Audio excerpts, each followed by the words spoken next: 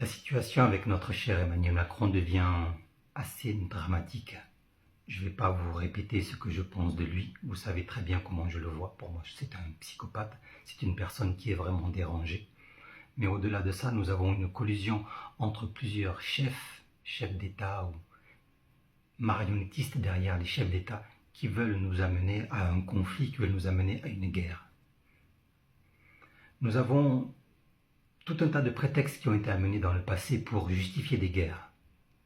Et nous avons aujourd'hui ce conflit avec la Russie, et nous avons notre cher Emmanuel Macron qui manipule une certaine masse de la population en disant qu'il faut que les individus se rendent compte qu'ils doivent faire quelque chose pour la nation, pour le pays.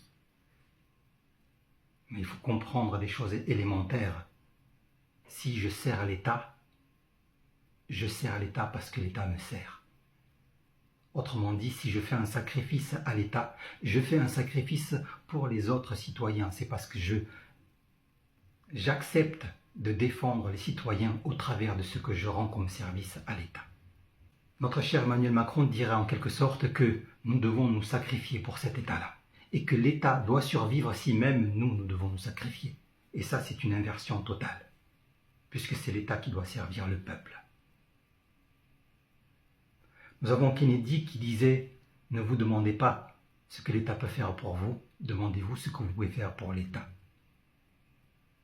Mais dans l'esprit de Kennedy, il s'agissait de servir la nation, parce que la notion d'État n'est pas quelque chose qui est dissocié de la nation. Mais notre cher Emmanuel Macron, ces inverseurs satanistes font l'inverse, ils ont divisé l'État de la nation. Si vous prenez un exemple simple, avec quelqu'un qui porte plainte contre quelqu'un qui lui a fait quelque chose. Il peut aller au tribunal, l'accusé peut aller au tribunal et on peut l'amender, on peut lui mettre une amende.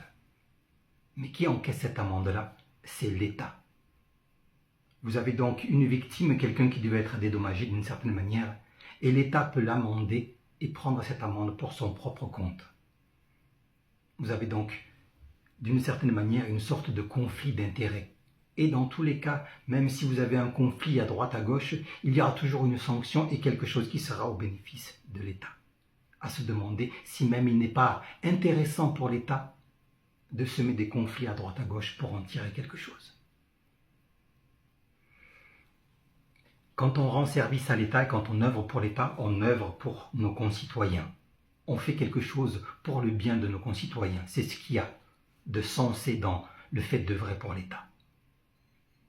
Autrement dit, on pourrait considérer que l'État, c'est un capital, c'est un jardin. Et nous pourrons considérer que ce que nous faisons dans ce jardin-là est quelque chose de bénéfique à tout le monde. Quand vous faites quelque chose pour ce jardin-là, vous faites donc ce qui correspond à ce que disait Kennedy. Ne vous demandez pas ce que vous pouvez prendre dans le jardin, demandez-vous ce que vous pouvez apporter au jardin. Et là, ça a du sens, parce que ce que vous apportez bénéficie à tout le monde. Maintenant, imaginez ce jardin et imaginez les notions de notre capitalisme et les notions que nous avons aujourd'hui, des notions qui viennent inverser même le sens des vérités. Vous avez des industriels, vous avez ce qu'on appelle l'enrichissement. Alors comprenez bien, si je parle d'enrichissement, de quoi s'agit-il? Il s'agit d'apporter quelque chose à ce jardin-là. Quelque chose qui vient en supplément et qui vient apporter un mieux aux citoyens qui vivent dans ce jardin-là.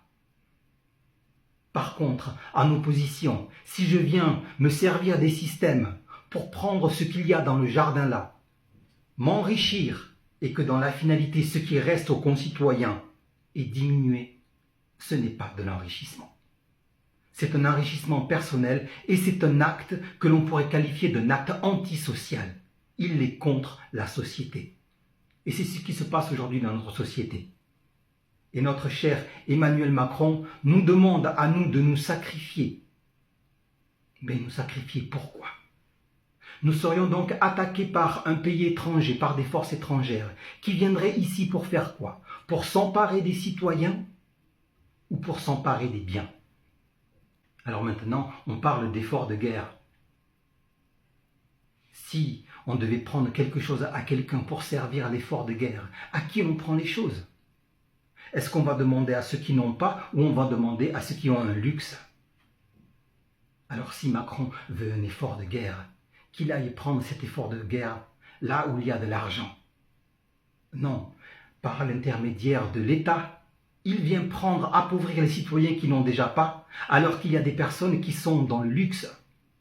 Comment peut-on demander un effort de guerre à des gens qui n'ont pas, alors qu'il y a des personnes qui vivent justement de la richesse qui manque au peuple, et on les laisse eux vivre en paix tranquillement. Et tout ce que l'on fait vise à leur profit, au point que leur richesse a plus que doublé ces dernières années. Ils sont en train de construire un monde où ils s'octroient tous les privilèges, tous les faveurs, toutes les richesses. Et nous vivons dans ce jardin avec les restes. Et maintenant, ils veulent nous envoyer, nous battre pour défendre d'autres intérêts ailleurs. Et ils vont nous sacrifier, ils veulent nous sacrifier pour cela. Que ces gens-là, s'ils veulent défendre leur pays tel qu'ils le disent, qu'ils se mettent en tenue et qu'ils aillent au combat. Et s'ils veulent vraiment servir leur pays comme ils le disent, eh bien, qu'ils prennent leur richesse et qu'ils la donnent au pays. N'est-ce pas ?